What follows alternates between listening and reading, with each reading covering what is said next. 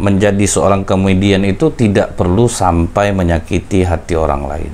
Nah, sementara kadang kan ini yang dijadikan gimmick untuk membuat orang ketawa, yaitu dengan menyakiti hati orang lain. A'udzubillahi minasyaitonirrajim. Bismillahirrahmanirrahim. Assalamualaikum warahmatullahi wabarakatuh. Innal hamdalillah nahmaduhu wa nasta'inuhu wa nastaghfiruh wa na'udzu billahi min syururi anfusina wa min sayyiati a'malina may yahdihillahu fala mudhillalah wa may yudlil fala hadiyalah. Asyhadu an la ilaha illallah wahdahu la syarikalah wa asyhadu anna Muhammadan abduhu wa rasuluh. Allahumma shalli wa sallim wa barik ala hadzal nabiyil karim wa ala alihi wa sahbihi ajmain. Kaum muslimin muslimat yang semoga kita semua senantiasa dirahmati oleh Allah, akhir-akhir ini sedang hangat ketika seseorang yang di dalam melakukan komedi akhirnya terkadang menjadi penghinaan terhadap komedian yang lain.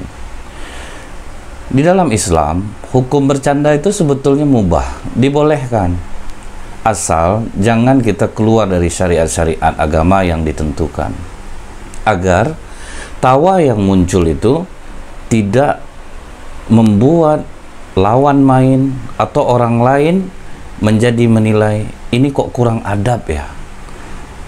Nah, Rasulullah SAW bukan orang yang kaku juga. Rasulullah juga senang bercanda, tetapi canda Rasulullah tidak mengeluarkan beliau dari kebenaran. Contoh nih, Rasulullah SAW sedang duduk bersama Ali dan sahabat-sahabat yang lain. Jadi waktu itu makan kurma kan bijinya ditaruh tuh. Nah, Ali mencandai Rasulullah. Semua biji-bijian yang dia makan, dia geser ke Rasulullah. Kemudian Ali mengatakan ke hadapan sahabat yang lain, lihat Rasulullah betapa laparnya. Biji-bijiannya itu banyak-banyak Rasulullah makan kurma. Rasulullah sampai tersenyum membalas candaan Ali. Engkau jauh lebih banyak Ali, dan kau lebih rakus. Engkau makan kurma sama-sama biji-bijinya, sekalian tuh kosong tuh, nggak ada. Padahal dari tadi kan kita lihat dia makan kan, habis semuanya sama biji-bijian dia makan. Nah lihat, Rasulullah bercanda kan, tetapi tidak ada membuat ketersinggungan, tidak memakan orang, tidak menghina orang, tidak melaknat orang. Bahkan sahabat-sahabat Rasulullah yang lain pun mereka juga senang kok bercanda itu. Tapi bercanda mereka ini canda-canda yang betul-betul kadang memancing tawa Rasulullah SAW. Contoh nih, sahabat Rasulullah yang bernama Nu'man. Nu'man itu dia pas lihat ada orang jual madu, dipanggilnya, ada yang mau beli madumu. Siapa? Ayo ikut aku. Dia ajaknya ke rumah Rasulullah. Kau tunggu di depan ini, sini madunya. Dia pergi masuk ke dalam. Ya Rasulullah, ada madu untukmu. Oh terima kasih Nu'man. Oh ya tidak apa-apa ya Rasulullah. Kemudian Nu'man keluar membisikkan kepada tukang madu ini, nanti Rasulullah keluar membayar. Dia pergi. Setelah lama dia menunggu di depan, dia diam aja. Rasulullah pas ada keperluan keluar, dia lihat ada orang jual madu di depan. Loh kenapa berdiri di sini? Nunggu uang madu yang tadi ya Rasulullah. Uang madu yang mana? Itu yang dikasih Nu'man ke Rasulullah tadi. Aduh kata Rasulullah, dan dibayarin oleh Rasulullah. Kemudian Rasulullah cari Nu'man, kamu bener-bener ya Nu'man ya, aku udah lama terniat mau ngasih kau madu ya Rasulullah, cuma aku tidak punya duit, makanya aku bawakan aja orang itu ke tempatmu. Nah ini komedi di antara sahabat Rasulullah SAW. Jadi tidak ada juga kekakuan, bercanda ada, tapi ingat, jangan sampai keluar dari batas kepatutan. Nah kali ini saya akan bahas nih adab kita di dalam bercanda, apa yang boleh, apa yang tidak boleh. Yang pertama itu, isi candaan itu tidak boleh bertentangan dengan akidah dan syariat. Ini yang harus kita jaga betul, karena seorang muslim dilarang bercanda dengan memberikan sifat dan menceritakan kegiatan-kegiatan makhluk gaib. Nah, ini seperti kita membicarakan malaikat jadi bahan candaan, jin, surga, neraka yang tidak ada keterangan apapun. Nah, ini yang harus dihindari. Kalau ini kita lakukan, sama artinya mengada-ngadakan suatu cerita kejadian gaib tidak berdasarkan dalil. Kadang orang supaya memancing tertawaan, kadang dia mengajak malaikat dalam candaannya itu. Misalnya ada yang bunuh diri, mati bunuh diri, mati bunuh diri, mati bunuh diri. Kemudian pas di akhirat ditanyain sama malaikat, kamu mati karena apa? Dia sebutkan salah satu merek obat nyamuk. Udahlah, kita sebut aja lah baygon. Ini ditanya, kamu mati bunuh diri karena apa? Baygon. Kamu baygon, kamu baygon, kamu baygon. Kemudian malaikat mengatakan baygon memang top. Ini nggak boleh loh, mensifati malaikat dalam candaannya, karena itu tidak benar seperti itu. Ada lagi yang mengatakan malaikat penjaga surga ketiduran, lolos orang-orang masuk ke dalam. Ini kan sesuatu yang tidak boleh, mensifati malaikat dengan cara seperti ini. Itu yang maksud saya, candaan-candaan yang tidak ada dalilnya, mengajak malaikat menjadi candaan, jin menjadi candaan, neraka, surga. Nah, ini yang harus kita hindari. Adab yang kedua di dalam kita melakukan candaan ini, kita tidak boleh menyinggung perasaan orang lain, kasar, atau mengeluarkan kata-kata keji dan jorok. Nah, ini beberapa hari yang lalu nih, di tayangan televisi, ada saat ini sebetulnya pelajaran bagi semua. Ini bukan banyak sih yang melakukan seperti ini. Ketika Mang Ade Londo bersama Pak Mali di candaan salah satu stasiun televisi, waktu itu Mang Ade Londo menarik kursi, kemudian membuat Pak Malinya jatuh. Nah, ini memang di luar skenario dan itu membahayakan sebenarnya. Membahayakan bagi Pak Mali yang sudah tua, kemudian seperti tidak menghargai. Menanggapi hal ini, banyak masyarakat yang mengatakan ini tidak baik. Nah, akhirnya di podcastnya Mas Deddy Kobuzer, apa yang dikatakan oleh Pak Mali ini mungkin bisa jadi renungan juga bagi para komedian. Pak Mali mengatakan bahwa menjadi seorang komedian itu tidak perlu sampai menyakiti hati orang lain. Nah, sementara kadang kan ini yang dijadikan gimmick untuk membuat orang ketawa, yaitu dengan menyakiti hati orang lain.